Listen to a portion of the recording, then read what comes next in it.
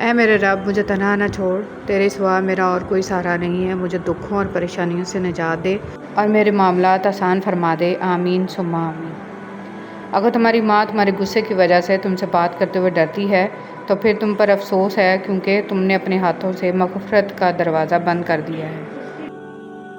حضرت علی رضی اللہ تعالیٰ عنہ نے ارشاد فرمایا، پریشان مت ہوا کرو، ٹھوکر ہمیشہ انہیں ہی لگتی ہے جنہیں اللہ تھامنا چاہتا ہو۔ غم کی زندگی میں سب سے بڑی اہمیت یہ ہے کہ غم دل کو بہت نرم کر دیتا ہے۔ اگر غم نہ ہوتے تو انسان پتھر ہی رہتا۔ سیدہ عائشہ رضی اللہ تعالیٰ عنہ سے روایت ہے کہ رسول صلی اللہ علیہ وسلم نے فرمایا، اور جو شخص قرآن کو اٹک اٹک کر پڑھتا ہے اور اس کو پڑھنے میں اس کو مشقت ہوتی ہے تو اس کے لیے دگنا اجر ہے۔ فرمان مصطفیٰ صلی اللہ علیہ وسلم، قیامت کے روز جب اللہ تعالیٰ کے عرش کے سوا کوئی سایہ نہیں ہوگا، 3 شخص اللہ کریم کے عرش کے سائے میں ہوں گے۔ وہ شخص جو میرے کسی امتی کی پریشانی دور کر دے، میری سنت کو زندہ کرنے والا اور مجھ پر کثرت سے درود پاک پڑھنے والا۔ رسول اللہ صلی اللہ علیہ وسلم نے فرمایا، جس نے مجھ پر ایک بار درود بھیجا، اللہ تعالیٰ اس پر 10 بار رحمت نازل فرمائے گا۔ رسول اللہ صلی اللہ علیہ وسلم نے فرمایا، اللہ تعالیٰ ظالم کو چند روز دنیا میں مہلت دیتا رہتا ہے، لیکن جب پکڑتا ہے تو پھر نہیں چھوڑتا۔ قرآن پاک پڑھو۔ رسول صلی اللہ علیہ وسلم نے فرمایا، قرآن پاک پڑھا کرو، اس لیے کہ وہ قیامت کے دن اپنے پڑھنے والوں کا سفارشی بن کر آئے گا اور اس کی شفاعت قبول بھی ہوگی۔ آگ بجھانے والے آنسو۔ فرمان آخری نبی مکی مدنی رسول عربی صلی اللہ علیہ وسلم، جو آنکھ آنسوؤں سے بھر جائے، اللہ عز و جل اس پورے جسم کو جہنم پر حرام فرما دیتا ہے، اور جو قطرہ آنکھ سے نکل کر رخسار پر بہہ جائے، اس چہرے کو ذلت اور تنگ دستی نہ پہنچے گی۔ اگر کسی امت میں ایک بھی رونے والا ہو تو اس کی وجہ سے ساری امت پر رحم کیا جاتا ہے، اور ہر چیز کی ایک مقدار اور وزن ہوتا ہے، مگر اللہ عز و جل کے خوف سے بہنے والا آنسو آگ کے سمندروں کو بجھا دے گا۔ 3 جگہوں پر جھوٹ بولنا جائز ہے۔ رسول صلی اللہ علیہ وسلم نے فرمایا، صرف 3 جگہوں پر جھوٹ جائز اور حلال ہے۔ ایک یہ کہ آدمی اپنی بیوی سے بات کرے تاکہ اس کو راضی کر لے، دوسرا جنگ میں جھوٹ بولنا، اور تیسرا لوگوں کے درمیان صلح کرانے کے لیے جھوٹ بولنا۔ بہترین کی خواہش تو سبھی کرتے ہیں، مگر بہترین پانے کے لیے بہترین بننا پڑتا ہے، کیونکہ پاک تو پاکیزہ ہی کو ملتا ہے۔ انہوں نے ارادہ کیا کہ یوسف علیہ السلام کو قتل کر دیں، لیکن وہ زندہ رہے، اور کچھ لوگوں نے یوسف علیہ السلام کو خریدا تاکہ انہیں غلام بنا لیں، لیکن وہ مصر کے بادشاہ بن گئے۔ تو تم مطمئن رہو، کیونکہ اللہ کا فیصلہ سب پر غالب ہے۔ بے شک اللہ تعالیٰ ہر چیز پر قادر ہے۔ صحیح راستے کبھی بھی آسان نہیں ہوتے، آسانیاں تو ہمیشہ غلط راستوں میں ہوتی ہیں۔ شیطان ہمیں وہاں وہ سب دکھاتا ہے جو ہم آئیڈیل امیجن کرتے، اور ہوتا وہ حقیقت میں امیجنری ہے، سراسر دھوکہ۔ اللہ پر توکل کریں اور صحیح راستہ چنیں۔ شروع میں مشکل ہوگی، اس کے بعد سب خود بخود آسان ہوتا جائے گا، کیونکہ میرے اللہ کا وعدہ ہے، بے شک ہر مشکل کے ساتھ آسانی ہے۔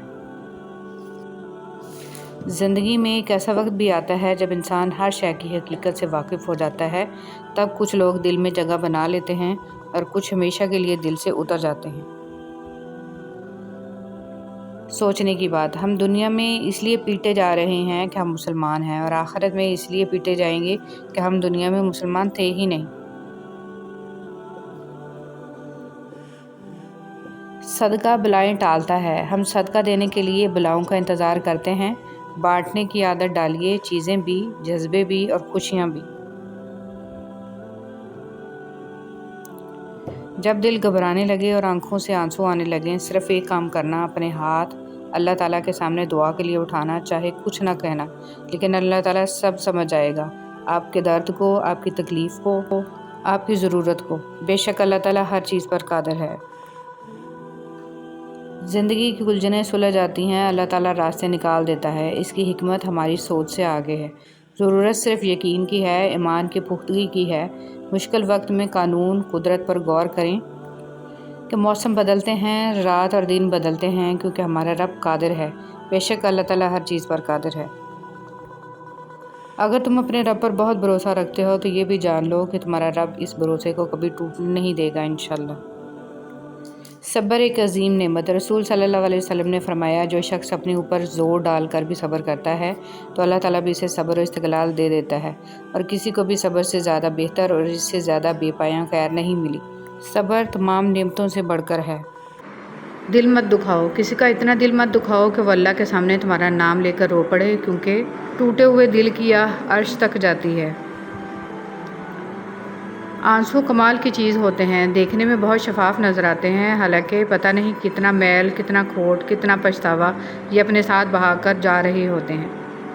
اللہ تعالیٰ کا ارشاد ہے، اے ایمان والو، اللہ سے ڈرتے رہو، اور ہر شخص کو دیکھنا چاہیے کہ اس نے کل یعنی قیامت کے دن کے لیے کیا سامان عمل بھیجا ہے۔